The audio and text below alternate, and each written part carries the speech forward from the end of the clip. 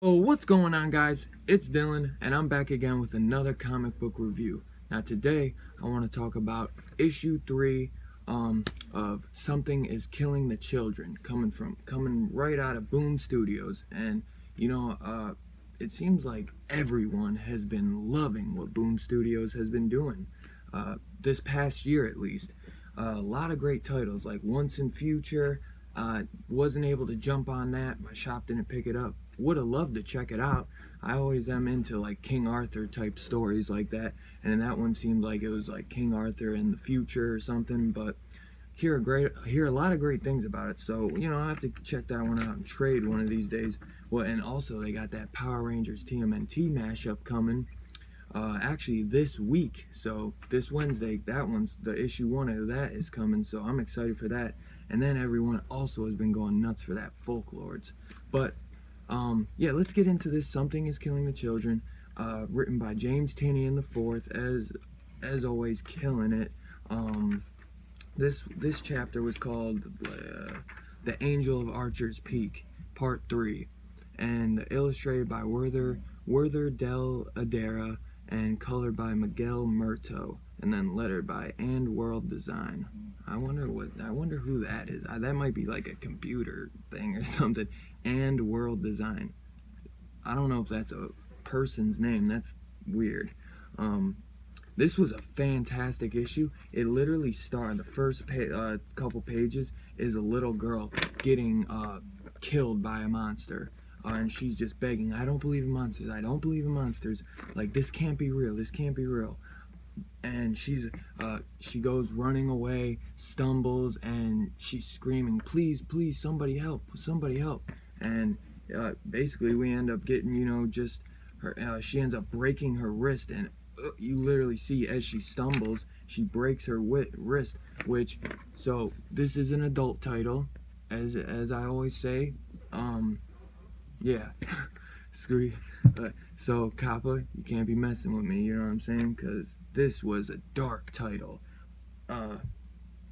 So we see the monster, and we still have no idea what this monster is. I mean, it seems they mentioned something like there's a class. It seems like this monster might be a class B, obscure type or something, and they said that like other than a class E, so maybe she's used to fighting a lot. Obviously, she kind of seems to say that she's been fighting a lot of weaker creatures lately, or just part of a different class, and this one seems to be like a lot stronger, and it's not really caring about leaving a mess, so it's getting sloppy, and it's killing a lot more people than it usually should. Like, it somehow, I think when it was her, they killed her, this little girl, the monster killed her, and when she's running away and stumbling, you see other bodies. So it killed her parents, so mom and dad, but it also said 5, so she probably had a brother and sister as well that got killed,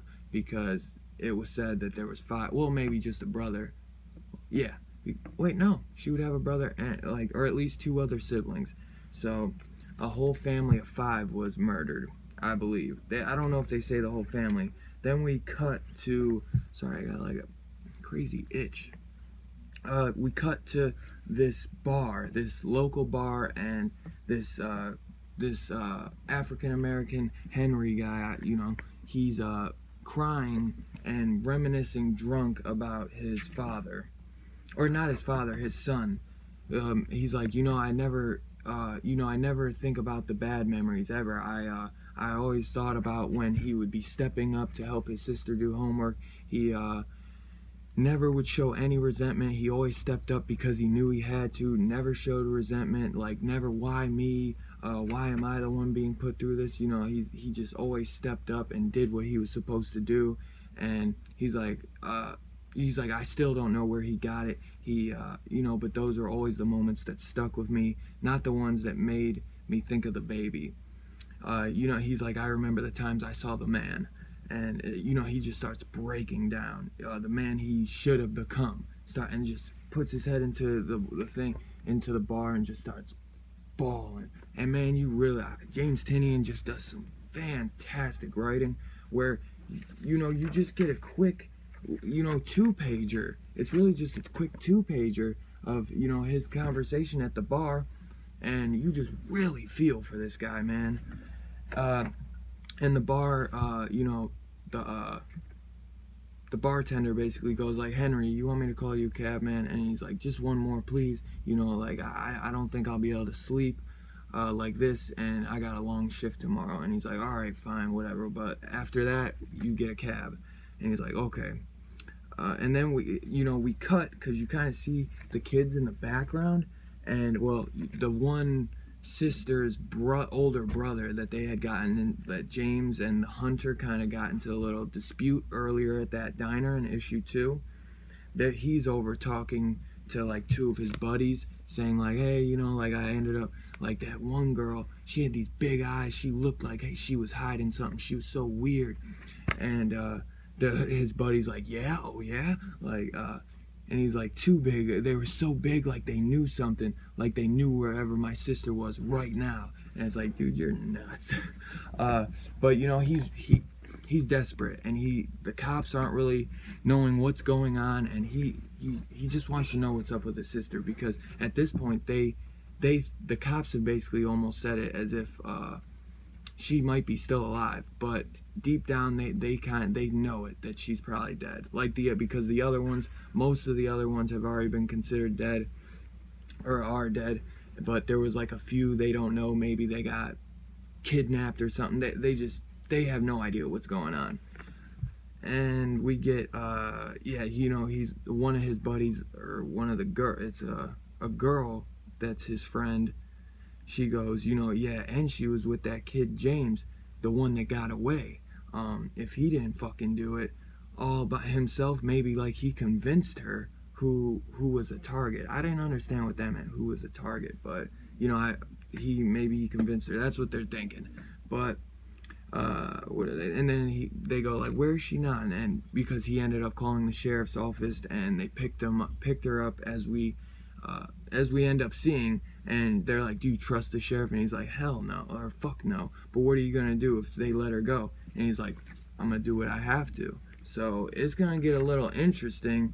And man, I love this spread. I mean, it weighs 2 pages, but I love how they do this.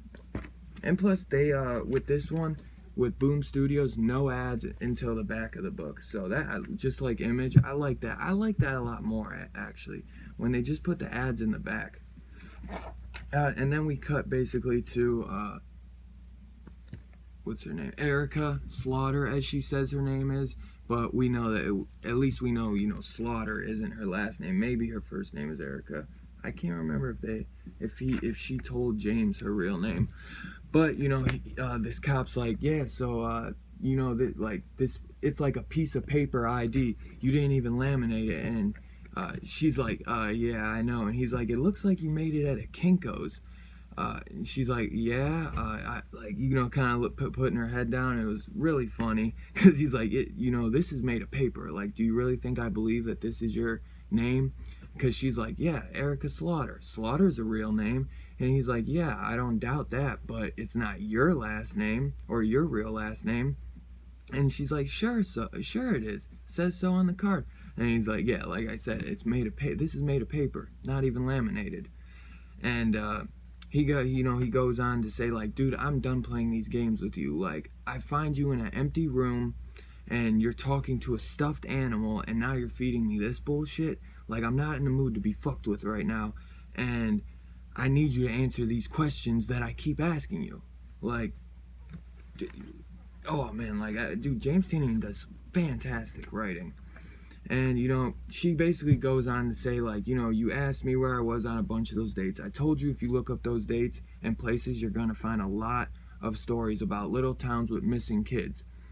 Or like this, and missing kids. That's going to freak you out, and you're going to want to lock me up and throw away the key. But it doesn't change the fact that you saw me getting off the bus. You know I wasn't here when things went bad, but you still want to lock me up because it will make you feel good, like you're doing something. And that sum it up. And cop goes like, sure. Basically, she keeps going, and like, who went missing first? For some reason, she needs to know who went missing first and how long.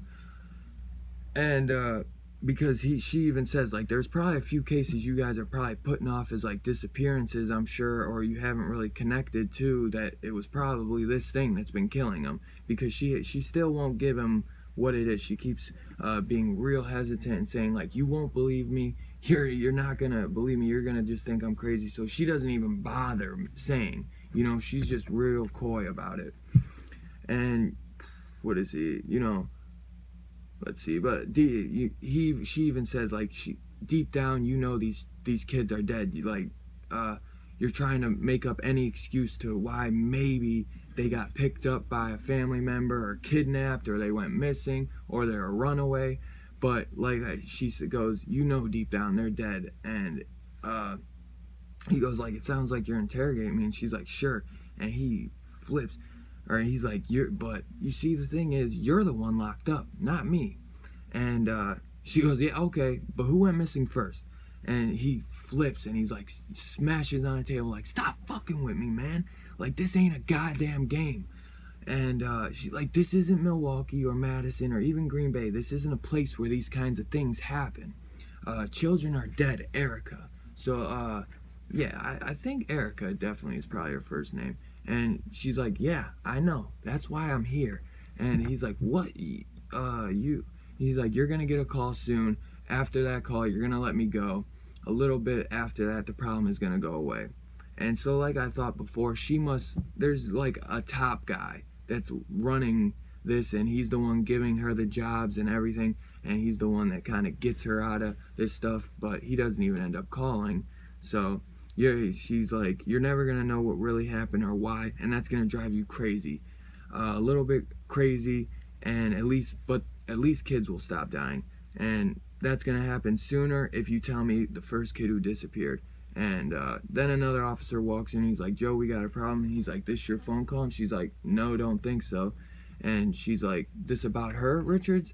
To the other officer. And he's like, nope, there's 5 more of them, Joe, 5 more dead. And that's what I'm pretty sure connects from the beginning, those first couple panels in the beginning with that little girl getting killed. When just now the call said that there was blood still spurting, but put her in the drunk tank, and she's like, am I being charged with something? And yeah, or he's just like being drunk, and she kind of chuckles. But he's like, man, like they start taking her out. He's like, Jesus, 5 of them? And she's like, yeah, I know. He's like, what the fuck do you know? And he's like, I know how scared you are. I know you feel like it's your responsibility to take care of each and every one, but you could not have stopped you, and you think you could have stopped this. And he's like, you think you can stop this? He goes, you can stop this? Like, question mark? And she's like, yeah. And he's like, why? Why can you stop this? Like, and he's like, sorry, there isn't an answer I can give you that would make you feel any better. I'm not trying to be difficult. And he's like, he's like, shit. And he's like, just get out of here, but don't leave town. And he's like, I won't, not until it's over. And he's like, fine. So even when she doesn't even tell him what's really going on, he's still, and I was pretty surprised by that. He's like, wait, there was a girl, Sarah Washington. They thought her uncle must have picked her up, but there wasn't any sign, and this was a month and a half ago. She goes, thank you. What do I do when I get the phone call, the one telling me to let you go? Because she never got it. He ended up letting her go himself. And he's like, you should tell him he's an asshole and that he should have called sooner, because now 5 more kids are dead because of him. And man, this art is just great. And then we go to the sheriff and his deputy or whatever talking, and he's like, we need to get to the coroner. And he's like, I'm taking care of that, but you go. He wants his deputy, to keep an eye on her. So he's not just letting her get out of his sight. He's gonna make sure that they keep an eye on her, but they're gonna tail back so it's not obvious. He doesn't want her to know. He makes that be known. He's like, nothing too obvious. I just want to know what the hell she's up to. And basically, she gets out, and then James is actually on the bench waiting for her, because he goes, like, yeah, I heard you got picked up, and I wanted to see if you... And she's like, I'm cool. And he's like, okay, he's like... And she's like, James, shouldn't you be in school? And they end up keep walking and stuff. He's like, what's the point? They're not going to fail me, and everyone thinks I killed my friends, or Yeah, they think I killed my friends. He's like, so he's like, what's more important, like this, like trying to actually do something and maybe stop this monster, or just sitting in class basically getting picked on. And she ends up starting to talk to her little octopus, and that's where like this octopus goes like to, I guess her octopus is like a little tracker or something, I don't know, it's like a juju thing, I don't know. But he's like, doing something doesn't always make, she goes, doing something doesn't always make you feel better, James. 5 more children are dead, killed inside a house.